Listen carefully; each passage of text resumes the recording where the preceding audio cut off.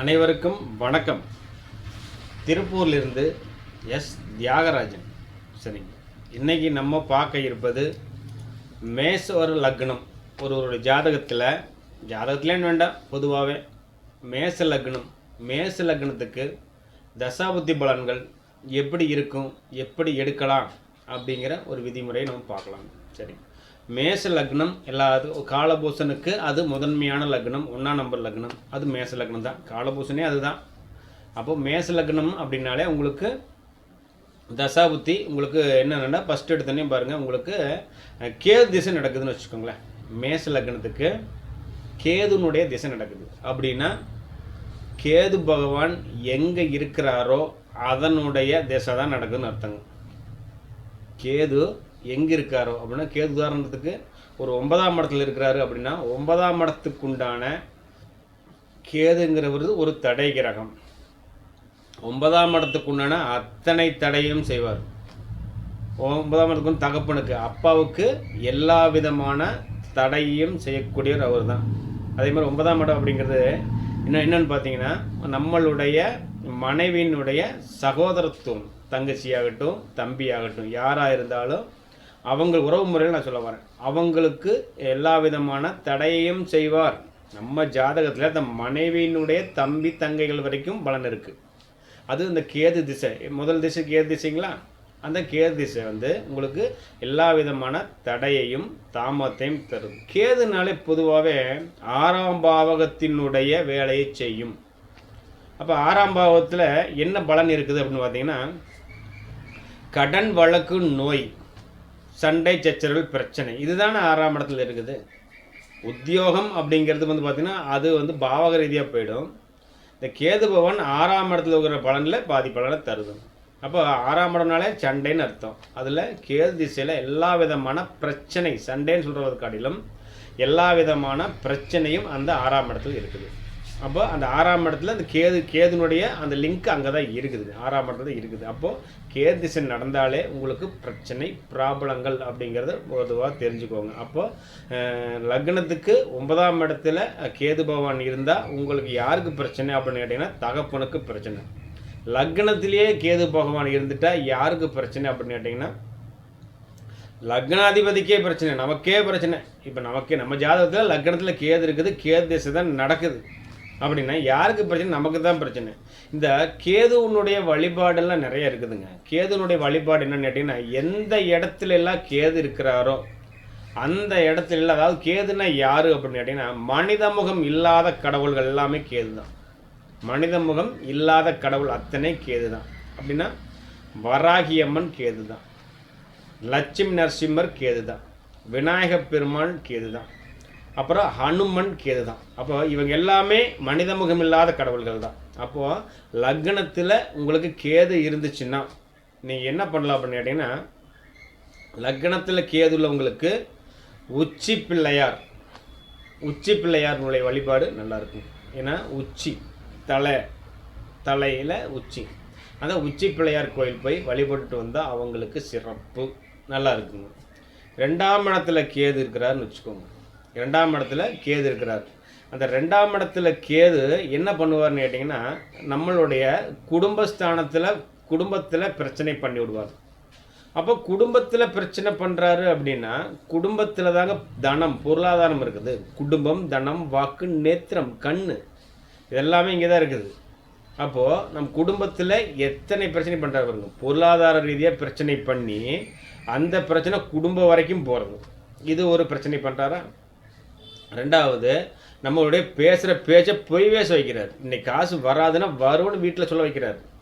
சொல்ல வச்சா வீட்டில் இன்னைக்கு காசு வரும்னு பொய் தானது.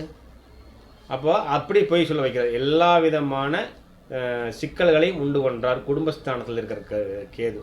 இவருக்கு என்ன வழிபாடு அப்படின்னு கேட்டிங்கன்னா, 2ல் கேது இருந்தாலே உங்களுக்கு அதாவது 2ஆம் இடம்னா செல்வம்னு சொல்லுவாங்க.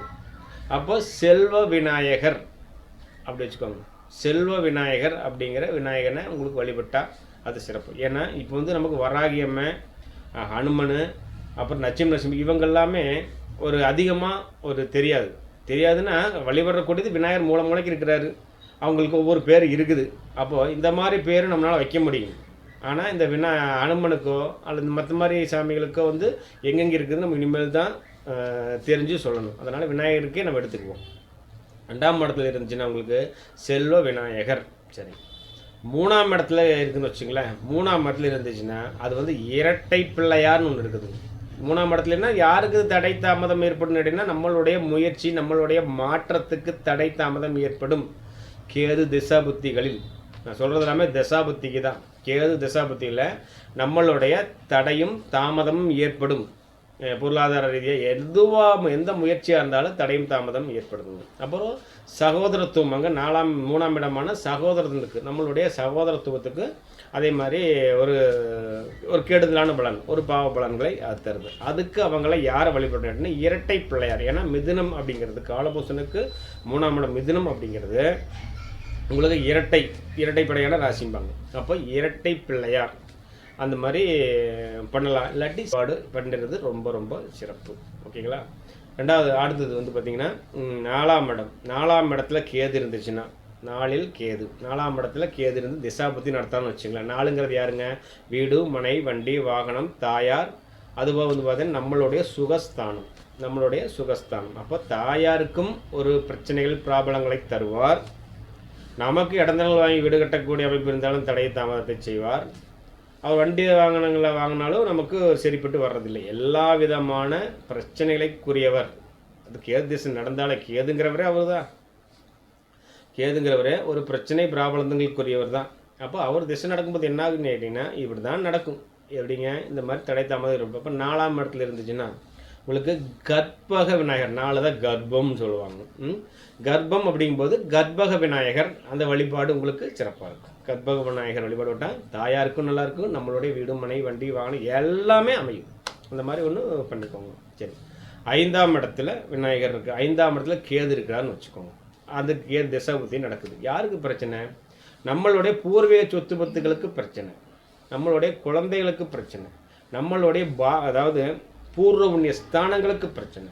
அப்போது இந்த மாதிரி பிரச்சனைகள் கண்டிப்பாக நடக்கும். நடக்காமையெல்லாம் போகாதுங்க. கேதுனா யாருன்னு கேட்டிங்கன்னா கேது ஒரு சுபபலனை தரமாட்டார். நீ என்ன வேணாலும் சொல்லுங்கள், கேது பகவான் ஒரு சுபபலனை தரமாட்டார். அதே மாதிரி நம்ம கேதுவை ஆக்டிவேஷன் பண்ணனாலும் பிரச்சனை தான்.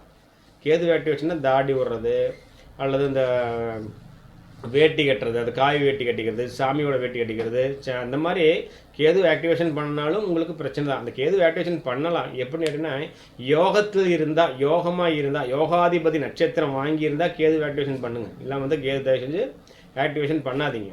அந்த மாதிரி மாறாதீங்க. எப்படின்னா அது சாமி வெட்டி கட்டுறதோ, அது கொண்டை வச்சுக்கிறதோ, தாடி வச்சுக்கிறதோ, இந்த மாதிரிலாம் இருந்தோம்னு வச்சுக்கலாம். அது கேது ஆக்டிவேஷன். கேது எப்போ ஆக்டிவேஷனாலும் ஒரு சுபபலனை தரும்னு மட்டும் தயவு செஞ்சு நினச்சிடாதீங்க. அவர் வந்து சுபபலனை தர மாட்டார். இதுதான் அதனுடைய அமைப்பு. சரி, 5ஆம் இடத்துல இருக்குதுன்னா குழந்தை விநாயகர். குழந்தை விநாயகர் எங்கே இருக்குதோ அவர்களுடைய வழிபாடு பட்டு ஒரு அர்ச்சனை பண்ணி சாமி பட்டு வரும் பொழுது அந்த 5ஆம் இடத்தில் இருக்கிற ஒரு விநாயகனுடைய 5ஆம் இடத்தில் இருக்கிற பலன்கள் உங்களுக்கு தடை தாமதம் எதுவாக இருந்தாலும் உங்களுக்கு வெளிவரும். சரி, அடுத்தது 6ஆம் இடத்துல கேது இருக்குன்னு வச்சுக்கலாம். 6ஆம் இடத்துல ரோகஸ்தானத்தில் கேது. ஏற்கனவே கேதுங்கிறது கேது கடன் வழக்கு நோய்க்கு உண்டானவர். 6ஆம் இடத்துல இருக்குதும்போது எச்சா அந்த பிரச்சனை நமக்கு பண்ணி தருவார். அது மறைவு ஸ்தானங்கிறதுனால மறைமுகமாக செய்வார்னு சொல்லுதுங்க. மறைமுகமாக செய்வார்னு சொல்கிறாங்க. சரிங்க. 2வது வந்து பார்த்தீங்கன்னா இது வந்து யாருக்கு பிரச்சனை அப்படின்னு கேட்டிங்கன்னா 6ஆம் இடத்துல கேது இருக்குது அப்படின்னா 6ஆம் இடத்துல கேதுன்னா தாய்க்கு அது 3. அப்போது சித்திக்கு, நம்மளுடைய சித்தி முறைகள், உறவு முறைகளுக்கு பிரச்சனை அப்படின்னு சொல்லுவோம். நம்மளுடைய சித்தி உறவு முறைகளுக்கு அந்த 6ஆம் இட உறவினர்கள் யாருன்னு பார்த்தீங்கன்னா அந்த உறவினர்களுக்கு பிரச்சனை வரும். நமக்கு கடன் வழக்கு, நமக்கே தான் கடன் வழக்கு நோயை பெருசு பண்ணி கொடுக்கும். அந்த மாதிரி பிரச்சனை பண்ணி தருது. அப்போ அதுக்கு நம்ம என்ன பண்ணலாம் அப்படின்னு கேட்டிங்கன்னா அதுக்கு வந்து சித்தி விநாயகர்னு சொல்லி ஒரு விநாயகர் இருக்காருங்க. சித்தி விநாயகர், சித்தி விநாயகர் இருக்கார் இல்லையா?